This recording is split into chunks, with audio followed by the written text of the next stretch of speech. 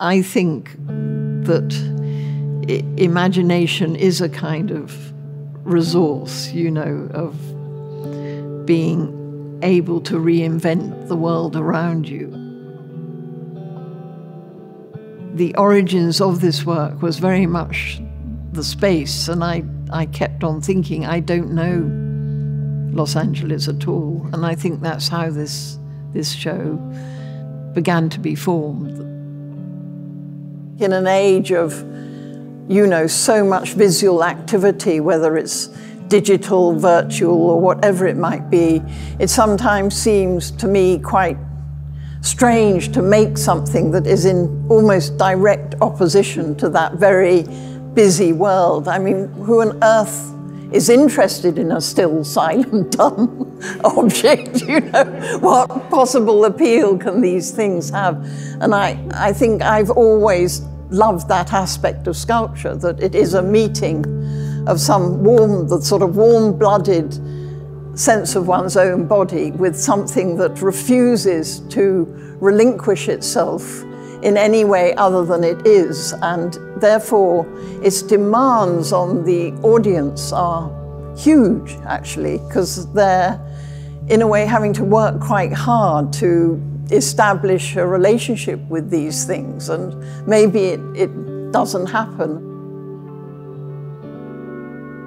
I never think of myself as a woman artist. I think of myself as an artist, but I think my language is probably quite visceral, and putting that viscerality up against things that resist it, like architectural forms, is, to me, in my own head, if I try to make language work for me, there is a masculine, feminine thing going on, but the masculine gesture, whatever that might be, I admire hugely, just as I do the feminine one, but I think they're wonderfully interchangeable. I think violence is on both sides.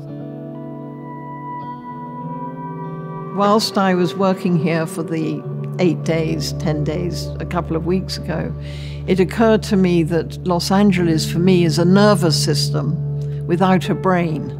You know, it's just like these tendrils everywhere, and I absolutely love it. It's just, for me, visually so rich.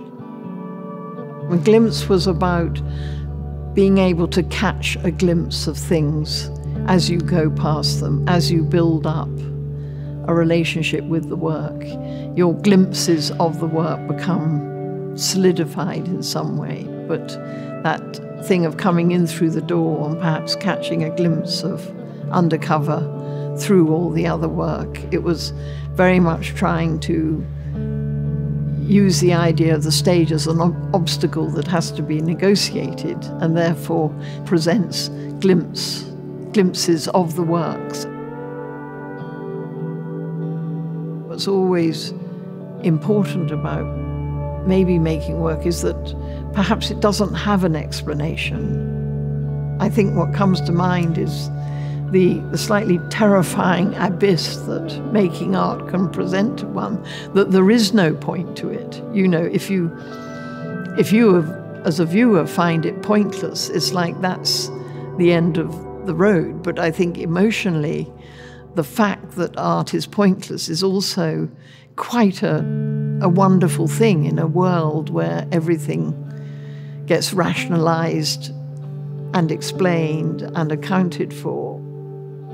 I could do it with my eyes closed and be very content to do that, to just find out where the act of working with this material, whether it's plaster, which is wet and cold, or offcuts of bits of wood or fabric, what happens when I blindly try and join these together or give them a new lease of life.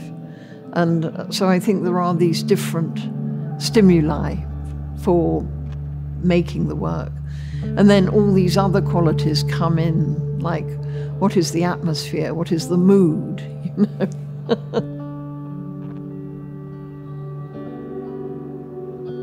I don't think you necessarily have to experience vast things in order to get your imagination going. You know, I know you know, artists who've been in wars or whatever it is, or hugely traumatic, it's become an incredibly important resource. But if you haven't had equivalents to that, you have to, you know, you're in a position to see the ordinariness of things around and make them become vital.